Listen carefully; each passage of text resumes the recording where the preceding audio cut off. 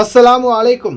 உங்கள் மீது சாந்தியும் சமாதானமும் உண்டாகட்டும். இன்றைய காலை பொழுது உங்கள் அனைவருக்கும் இனிய பொழுதாக அமைய எல்லாம் வல்ல இறைவனை பிரார்த்தித்தவனாக இன்றைக்கும் கோயத்துடைய பல முக்கியமான செய்திகளை பற்றி தான் பார்க்க போகிறோம். வீடியோவை கடைசி வரைக்கும் பாருங்கள்.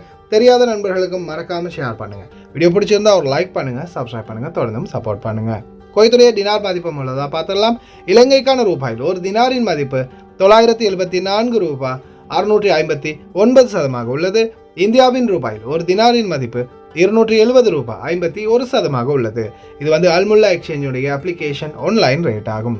அல்முல்லா எக்ஸ்சேஞ்ச் ஜெமியாக்கள் உள்ள மெஷின் ரேட்டை பார்த்தலாம். இந்தியாவுக்கு 270 ரூபாய் 5%, இலங்கைக்கு 974 ரூபாய் 65% உள்ளது. ஜெமியாக்கள் உள்ள மெஷின்களில் நல்ல ரேட் கிடைச்சா போடுங்க. அதே போல் அவங்களுடைய கட்டணம் 1.25 தினார் தான் அனுப்புறாங்க. கோயத்துடைய பல எக்ஸ்சேஞ்சுகள்லையுமே அக்கௌண்ட் நம்பரை மறைச்சிடுறாங்க. இதை பற்றியும் உங்களுக்கு தொடர்ந்துமே தெரிய தாருது. நீங்கள் ஏதாவது ஒரு புதிய எக்ஸ்சேஞ்சுக்கு பழைய பட்டு சீட்டோட போகிறீங்களா இருந்தால் நிச்சயமாக அதில் அக்கௌண்ட் நம்பர் இருக்கா அப்படின்றத செக் பண்ணிக்கோங்க. இல்லாத பட்சத்தில் எழுதிட்டு போனாலும் பிழையில்லாத அக்கௌண்ட் நம்பர் எழுதிட்டு போங்க. ஏதாவது ஒரு நம்பர் பிழைச்சா கூட உங்களுடைய பணம் நாட்டுக்கு போய் சேராது. அந்த பணத்தை திரும்ப பெறணுமா இருந்தால் ரொம்ப நாட்களாகும். மறுபடியும் கட்டணம் செலுத்த வரும். இதை மறக்காமல் ஞாபகத்தில் வச்சுக்கோங்க. யுனைடெட் கல்ஃப் எக்ஸ்சேஞ்ச் கார்பரேஷன் இந்தியாவுக்கு பணம் அனுப்ப 750 ஃபில்ஸும், இலங்கை பணம் அனுப்ப 1 தினாரும் கட்டணமாக அறவிடுறாங்க. அல்சாமில் எக்ஸ்சேஞ்ச் கார்பரேஷன் 1 தினார் மட்டுமே கட்டணமாக அறவிடுறாங்க. யூஜே எக்ஸ்சேஞ்ச் கார்பரேஷன் 1 தினார் மட்டுமே கட்டணமாக அறவிடுறாங்க. Kuwait Asian international exchange 750 fils மற்றும் 1 தினார் போன்ற கட்டணங்களும் அறவிடுறாங்க.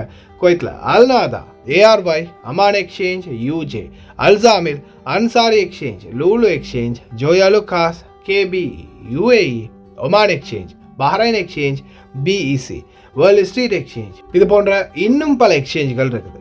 இந்த நாட்களில் குறிப்பாகவே பார்த்தீங்கன்னா சில எக்ஸ்சேஞ்சுகளில் குறிப்பாக சல்மியா சூக்கில் 250 ஃபீல்ஸ் தான் அறவிடுறாங்க கட்டணம் அப்படின்னு தெரிவிச்சிருந்தாங்க. அதே போல் ஒரு சில பகுதிகளில் 750 ஃபீல்ஸ், 500 ஃபீல்ஸ், 900 ஃபீல்ஸ், 1 தினார், இது போன்ற வெவ்வேறு கட்டணங்கள் அறவிடுறாங்க பல எக்ஸ்சேஞ்சுகளையும். குறிப்பாக ARY exchange, Al Nahda international exchange, இது போன்ற பல எக்ஸ்சேஞ்சுகளையுமே இலங்கைக்கு 984 ரூபாயிலிருந்து 982 ரூபாய் வரைக்கும் வழங்குறாங்க. இந்தியாவுக்கும் 271 ரூபாய் 500% வரைக்கும் வழங்குறாங்க. முடிந்த வரைக்கும் இது போன்ற நல்ல எக்ஸ்சேஞ்சுகளில் உங்களுடைய கஷ்டப்பட்டு உழைக்கக்கூடிய சம்பள பணத்தை அனுப்புங்க. அதே போல் முடிந்தால் ஓட்டுநர்கள், பணிப்பெண்களுக்கும் இந்த வாய்ப்பை வழங்கி கொடுங்க. உங்களுக்கும் எல்லாம் வல்ல இறைவன் பரக்கத் செய்வான். குவைத்துடைய தங்க விலையை பார்த்தரலாம். 1 கிராம் 18 கேரட் தங்கத்தின் விலை 17 தினார் 585 ஃபேல்ஸ். 1 கிராம் 21 கேரட் தங்கத்தின் விலை 20 தினார் 512 ஃபேல்ஸ். 1 கிராம் 22 கேரட் தங்கத்தின் விலை 22 தினார் 750 ஃபேல்ஸ். 1 கிராம் 24 கேரட் தூய தங்கத்தின் விலை 23 தினார் 442 ஃபேல்ஸ். குவைத்துடைய தங்க விலை கடந்த சில நாட்களாகவே கம்மியாகவும் இல்லை, அதிகரிக்கவும் இல்லை, ஒரே நிலையில் இருக்குது. பார்க்கலாம் இந்த மந்த நிலை அதிகரிக்குதா குறையுதா அப்படின்னு. முடிந்த வரைக்கும் இந்த நாட்களில் போக இருக்கிறவங்க மட்டும் தங்கம் விலை கொடுத்து வாங்குங்க. மற்றவர்கள் பொறுமையாக இருங்க. பார்ப்போம் எதிர்வரும் நாட்களில் என்ன மாதிரியான நிலைமை வருதுன்னு. ஓட்டுநர்களே, மகிழ்ச்சியான தகவல் 2. மன்னருடைய மிக முக்கியமான உத்தரவு. குவைத்துடைய வங்கிகளில் வெளிநாட்டவர்களுக்கு கடன் வழங்கும் உத்தரவு பிறப்பிக்கப்பட்டுள்ளது. இது போல் பல முக்கியமான செய்திகள் இருக்குது. வீடியோவை தொடர்ந்து ஸ்கிப் பண்ணாமல் பாருங்கள். முதலாவது தகவலாக, அக்காமா இல்லாதவங்க இலங்கை தூதரகத்தில் இப்போதைக்கு பதிவு செய்தவர்களுடைய எண்ணிக்கை தொடர்ந்தும் அதிகரித்த வண்ணமே இருக்குது. போலினில் குறைஞ்சது 1000 பேராவது 800-700 பேராவது நிறைஞ்சு நிற்கக்கூடிய சூழல் உருவாகி இருக்குது. இந்த சூழலில் அக்காமா இல்லாதவங்களுக்கான ஒயிட் பாஸ்போர்ட் வழங்குறதுல இலங்கை தூதரகம் மிகவும் மந்தமாக இருக்கிறாங்க. நேற்றைய தினம் ஒத்த பேப்பரில் வெறும் 34 பெயர்கள் மட்டுமே வழங்கப்பட்டிருக்குது. பெயர்களோ நம்பர்களையோ வாசிக்க முடியலை. ரொம்ப பெரிய ஆப்பை வச்சுட்டாங்க. நேற்றைய தினம் காலை நேரம் போட்ட செய்தியை தூக்கிட்டாங்க. யூடியூப் நம்பர் மென்ஷன் பண்ணக்கூடாது அப்படின்றத ஸ்ட்ரிக்டாக வழங்கியிருக்கிறாங்க. எனக்கு ஒரு வார்னிங்காக. அதால் நம்பர் தான் சொல்ல முடியலை. அதுதான் ரொம்ப கவலையாக இருக்குது. அதே போல் இலங்கை தூதரகத்தில் தொடர்ந்துமே இந்த மாதிரியான லைன் இன்னும் அதிகரித்த வண்ணமே இருக்குது. ஆனால் அதிகாரிகளுடைய மந்த நிலையால் தொழிலாளர்கள், இந்த நாட்டில் இருக்கக்கூடிய அக்காமா இல்லாத பலருமே பாதிக்கப்பட்டிருக்கிறாங்க. தயவு செய்து இலங்கை தூதரகமே இன்னும் உங்களுடைய வேலையை துரிதப்படுத்துங்க, வேகப்படுத்துங்க. நீங்கள் வேகப்படுத்தாத பட்சத்தில் நிச்சயமாக எங்களுடைய இலங்கையர்கள் அனைவருமே பாதிக்கப்படுவார்கள். அதே மாதிரி இந்த போலினில் நிற்கிறவங்களுக்கும் ஒரு முக்கிய தகவல், நீங்கள் இந்த லைனில் நிற்கும்போது பக்கத்தில் இருக்கக்கூடிய அயல் வீட்டார்களுக்கு தொந்தரவு இல்லாத வகையில் சத்தம் இல்லாமல் கூச்சல் இடாமல் கொஞ்சம் அமைதியாக மெயின்டைன் பண்ணுங்கள். இல்லைன்னா யாராவது போலீஸுக்கு கால் பண்ணி இந்த மாதிரி பிரச்சனை இருக்குது, ஸ்ரீலங்கன் எம்பசியில் ஏதாவது கலவரம் நடக்குது அப்படின்னு யாராவது கால் பண்ணி போட்டு விட்டாங்கன்னா பஸ்ஸோடு வந்து இறங்கிடுவாங்க உள்துறை அமைச்சகம். தயவு செய்து கவனம். அதே போல் இந்தியர்கள், இலங்கையர்கள், பங்களாதேஷ் நாட்டவர்கள், பிரான்ஸ் நாட்டவர்கள் முதல் கொண்டு பல நாட்டவர்களுக்கு அவர்களுடைய மொழிகளில் இப்போது உள்துறை அமைச்சகம் பதிவுகளை இட்டுக்கிட்டே இருக்கிறாங்க. 17ஆம் தேதி தான் உங்களுடைய கடைசி நாள் அப்படின்றத. அதே போல் நேற்றைய தினம் ஹவாலி குடியிருப்பு விவகாரத்துறையின் இயக்குனர் பிரிகேடியர் ஜெனரல் நாசர் அலோஸ் அல் அஜ்மி அவர்கள் தெரிவித்ததை அடுத்து சமூக ஊடகங்கள் உடனடியாக அவரை சந்தித்து ஒரு ஊடக பேச்சுவார்த்தையை நடத்தியிருக்கிறாங்க. அந்த சந்தர்ப்பத்தில் மிக முக்கியமான சில தகவல்களை வெளியிட்டிருக்கிறாரு. குறிப்பாக 17ஆம் தேதிக்கு பிறகு ரோட்டில் யார் அக்காம இல்லாமல் நின்னாலும் உடனடியாக கைது செய்வோம், நாடு கடத்துவோம் அப்படின்றத ஸ்ட்ரிக்டாகவே சொல்லியிருக்கிறாரு. اللي ما راحوا وعدلوا أوضاعهم أو إنه ما غادر البلاد وظل موجود ومخالف على المخالف، الإجراءات اللي راح تصير عليه. صحيح هناك إجراءات بعد 17/6 لنهاية المهلة. صحيح راح يكون هناك حملات تفتيشية مكثفة على مدار 24 ساعة للبحث عن المخالفين اللي ما استجابوا أو ما تعاونوا معنا في المبادرة، لأنها مبادرة ذهبية. صحيح. أتوقع صعب الواحد انه يطوفها، يعني معطينك امكانيه المغادره من غير دفع غرامات والعوده مره اخرى بالبلاد، او تعديل وضعك او تعديل وضعك والبقاء في البلد. فاللي اكيد اللي ما راح يبادر او راح يظل مخالف الى بعد 17/6/2024 راح تكون هناك حملات مكثفه على مدار 24 ساعه مع جهات وهيئات، بالاشتراك مع جهات وهيئات للقبض والقاء القبض على المخالفين اللي ما تعاونوا معنا، ووضع عليهم قيود أمنية مع إبعادهم للبلاد وعدم العودة. كذلك أنصح أن أصحاب الشركات والمؤسسات أن يحاولوا يتعاونون معنا بالمخالفين، ما يشغل بعد المهلة أي شركة أو مؤسسة راح يكتشفونهم شغالين عندهم ناس مخالفين، راح تكون إجراءات وقيود على الشركة وعلى المؤسسة، كذلك على الآوي. صحيح في عقوبات على المؤسسات، في عقوبات مشددة. كذلك على الآوين. الآوي أي شخص يكون آوي في السكن أو في المزرعة أو باستراحة يكون آوي مخالف قانون الإقامة وانتهت المهلة وهو موجود، وراح يتحاسبون وراح تشدد أيام العقوبات على المخالف وعلى الآوي كذلك. அடைக்கலம் கொடுக்குறவங்க, வண்டியில் ஏற்றிட்டு போகிறவங்க, வெளியில் நடமாடுறவங்க அனைவரும் கைது செய்யப்படுவாங்க. அதே போல் இப்போ இதில் குறிப்பாக பார்த்தீங்கன்னா எல்லாருமே அக்காமா இல்லாதவங்க போவாங்க அப்படின்றது எப்படியுமே 100% சாத்தியம் இல்லை. இதே வீடுகளுக்குள்ளே தான் வேலை செய்கிறது, வெளியில் கடைக்கு கூட போனதில்லை, வெளியில் குப்பை போட கூட போனதில்லை, அந்த மாதிரி சிச்சுவேஷனில் இருக்கிறவங்க இதில் தப்பிப்பாங்களே தவிர இந்த வெளியில் பார்ட் டைம் ஜாப் செய்கிறது, ஒவ்வொரு நாளும் டெய்லி பேசிஸ் வேலைக்கு போகிறது, மாதாந்திர வேலைக்கு போகிறது, அதுக்கப்புறமா ரூமில் வந்து தங்குறது, இந்த மாதிரி நடவடிக்கைகள் இருக்கக்கூடிய அக்காமா இல்லாதவங்க, பொது மன்னிப்பில் போகாதவங்க நிச்சயமாக வெளியில் 24 மணி நேர சோதனை என்னும் போது ஏதாவது ஒரு செக்கின்ல சரி பிடிப்பாட்டிங்கன்னா நிச்சயமாக ஒரு மாதமோ அல்லது 10-15 நாளோ சிறையில் வச்சு ஃபிங்கர் வச்சு நாடு கடத்துவாங்க. அதனால் தயவு செய்து ரொம்ப கவனமாயிருங்க. முடிந்த வரைக்கும் இதை வாய்ப்பை பயன்படுத்துங்க. வானிலை ஆய்வாளர் ஃபஹத் அல் ஒதைபி எதிர்வரும் நாட்களில் 49 டிகிரி செல்சியஸ் வெப்பநிலையை குவைத் அடையும் என்பதை தெரிவித்திருக்கிறார். إلى شديدة الحرارة خلال فترة النهار. نلاحظ ارتفاع نسبي في درجات الحرارة قد تصل العظمى إلى 49 درجة مئوية، لذا دائما ننصح أعزائي المشاهدين شرب كميات كافية من السوائل وأيضا تجنب أشعة الشمس المباشرة لسلامتكم. 49 செல்சியஸ் வெப்பம் என்பது மிகவும் அதிகமானது தான். அதையும் விட அதிகரிக்கும் ஜூன் மாதம் ஆரம்பிக்கும் போது நடுப்பகுதியில்னு தெரிவிச்சிருக்கிறாங்க. அதே போல் நேற்றைய தினம் சவுதி அரேபியாவின் ஒரு சில கவர்னரேட்களில் இருந்த காலநிலை என்பது இதுதான். செம்புழுதி. என்னடா கறிக்கடை மாதிரி இருக்கே அப்படின்னு பார்க்குறீங்களா? ஆமாம், அந்த மாதிரி ஒரு செம்புழுதி உருவாகி இருக்குது. இது பார்த்திங்கன்னா மதியம் 1:30 மணி அப்படின்றது தான் ஹைலைட்டே. இரவு நேரமோ அல்லது சாயங்காலமோ இல்லை, இது மதிய நேரத்தில் இந்த மாதிரி சூழல். இயற்கை அனர்த்தங்கள்லேருந்து உலக வாழ் மக்கள் அனைவரையும் பாதுகாக்க எல்லாம் வல்ல இறைவனிடம் பிரார்த்தனை பண்ணுங்க. வெளிநாட்டவர்களுக்கு ஒரு மகிழ்ச்சியான செய்தி வந்துள்ளது. சுமார் 4 ஆண்டுகளாக வெளிநாட்டவர்களுக்கு கடன் வழங்க தடை விதிக்கப்பட்டதன் பிறகு முக்கிய வங்கிகள் இந்த திசையில் தங்கள் யுத்தியை மாற்றிக்கொண்டுள்ளனர்.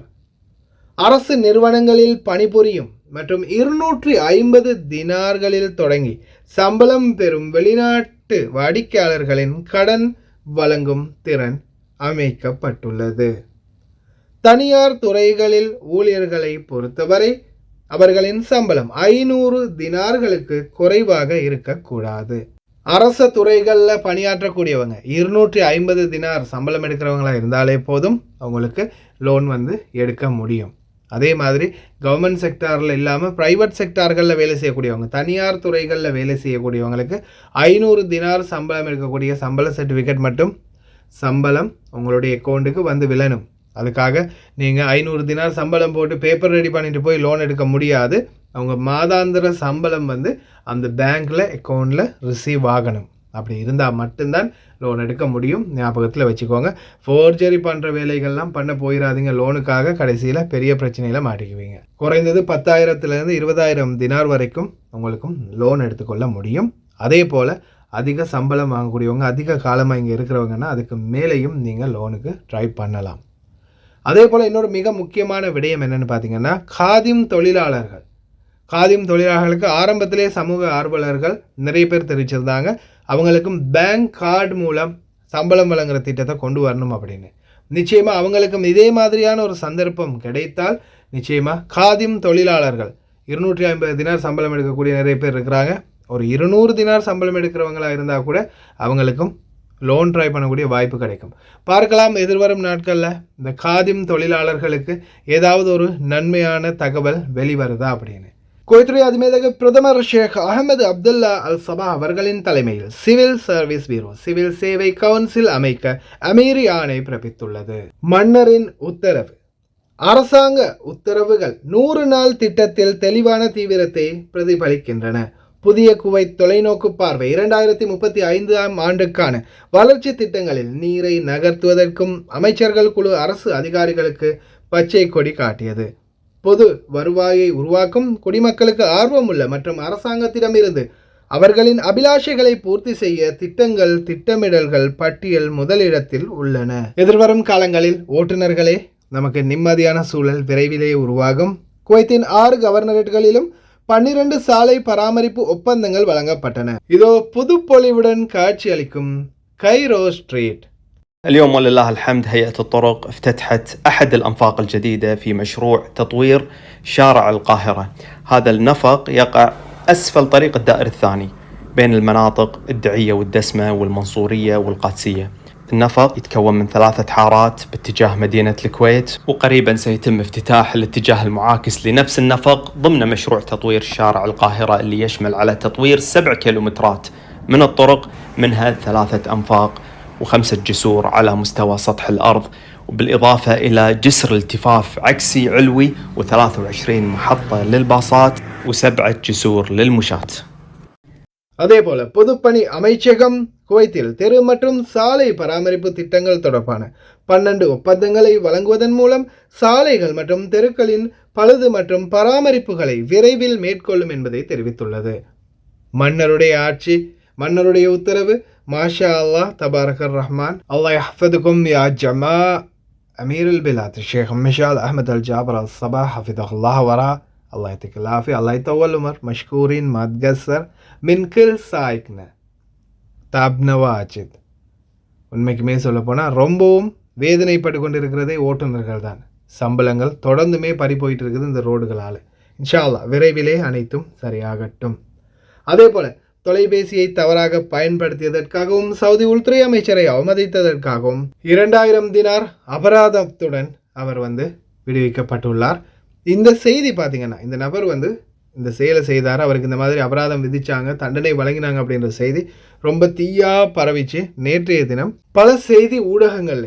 என்ன காரணம், ஏன் இந்த பதட்டம், ஏன் எல்லாருமே இதை ஹைலைட் பண்ணி ஷேர் பண்ணுறாங்க அப்படின்னு பார்த்தா, இரு சகோதர நாடுகளுக்கு இடையே உள்ள சகோதர உறவுகளின் ஆழத்தை வலியுறுத்தும் வகையில் மாண்புமிகு இளவரசர் துர்கி பின் முகமது பின் ஃபஹத் பின் அப்துல் அசீஸ் அல் சாவுத் அவர்களை நேற்றைய தினம் குவைத்துடைய உள்துறை அமைச்சர் வரவேற்றார். இவர் சவுதி நாட்டின் உள்துறை அமைச்சர் ஆவார். அப்போ இவரை அவமதித்ததுக்காகத்தான் அந்த நபருக்கு அந்த தண்டனையும் வழங்கியிருக்காங்க. அதே போல் இவருக்கு ஒரு ஆறுதல் அளிக்கட்டும் அப்படின்னு தான் அந்த தகவலையும் வெளியிட்டிருக்கிறாங்க உள்துறை அமைச்சகம்.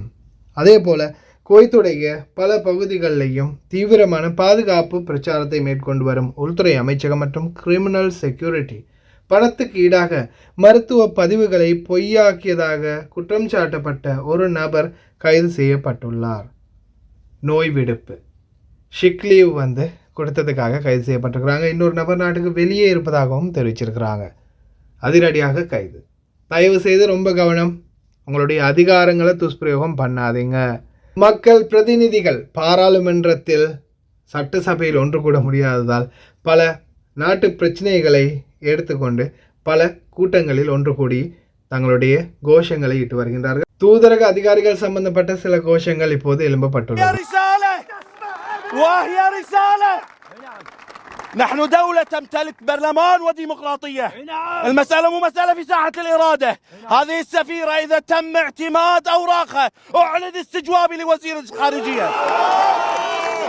சட்டசபையில் மக்கள் பிரதிநிதிகள் இல்லாததால் சில சட்டம் இயற்றல்களால் மக்கள் அதிகமாக பாதிக்கப்பட்டிருக்கின்றார்கள் என்று பல தடவைகளும் இந்த டிராஃபிக் ஃபைனை உயர்த்தினதுக்கு அப்புறமா பலருடைய கருத்துக்களும் இருந்துச்சு. குவைத்தி குடிமக்களுடைய குடிமக்கள் தற்போது சமூக ஊடகங்களுக்கு தங்களுடைய கருத்துக்களை வழங்க ஆரம்பிச்சிருக்காங்க. ஓட்டுநர்களே வெகு விரைவிலேயே இந்த அதிகபட்சமான ஓட்டுநர்களுக்கான விதிமீறல் சட்டம் இன்னும் கொஞ்சம் இலகுவாக வாய்ப்பு இருக்குது.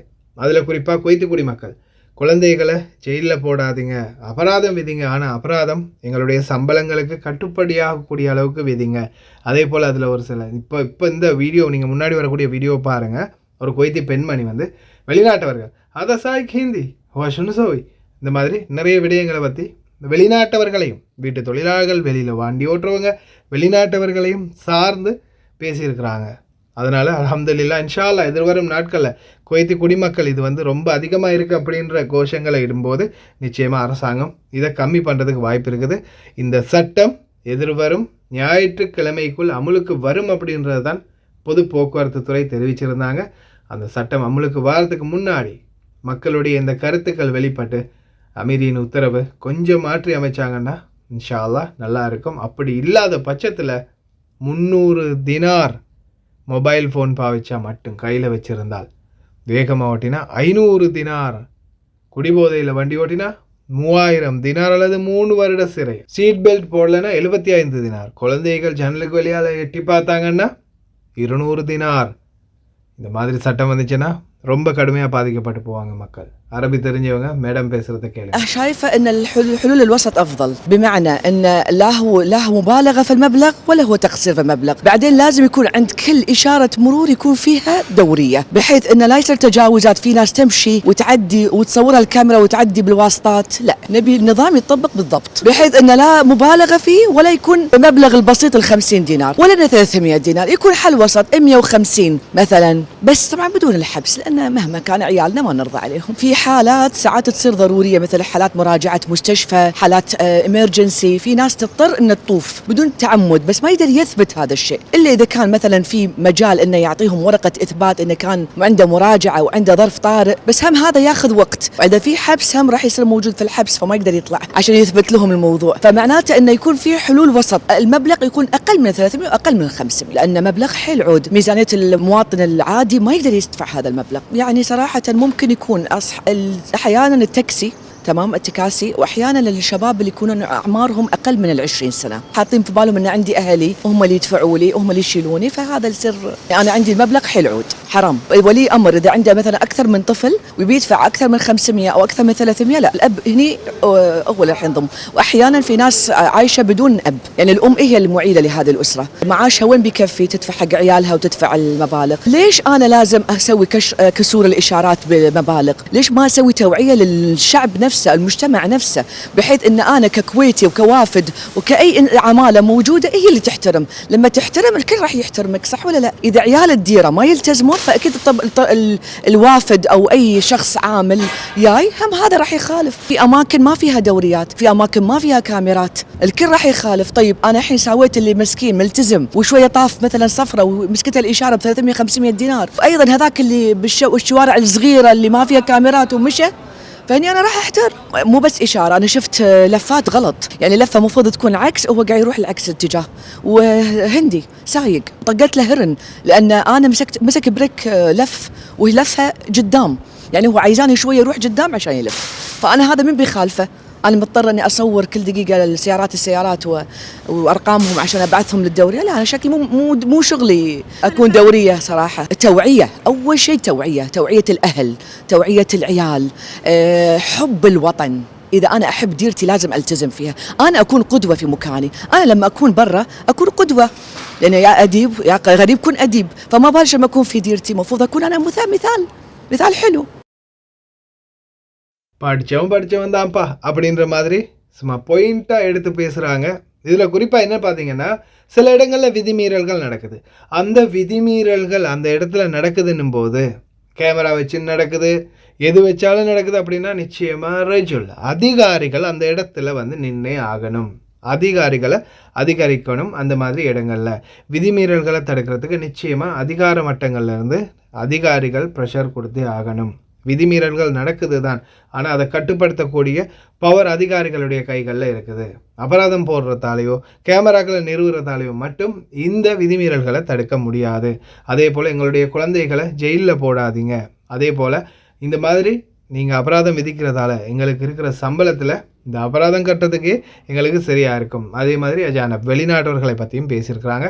இன்ஷா அல்லாஹ் விரைவில் இந்த சட்டம் அமலுக்கு வரக்கூடாது, கொஞ்சம் குறைவாக வரட்டும் அப்படின்னு பிரார்த்தனை பண்ணிக்கோங்க. ஓகே ஃப்ரெண்ட்ஸ், கடைசி வரைக்கும் பார்த்து எல்லாருக்குமே ரொம்ப நன்றி. தெரியாத நண்பர்களுக்கும் மறக்காமல் ஷேர் பண்ணுங்கள். வீடியோ பிடிச்சிருந்தால் ஒரு லைக் பண்ணுங்கள், சப்ஸ்கிரைப் பண்ணுங்கள். இன்னொரு வீடியோவில் சந்திக்கலாம்.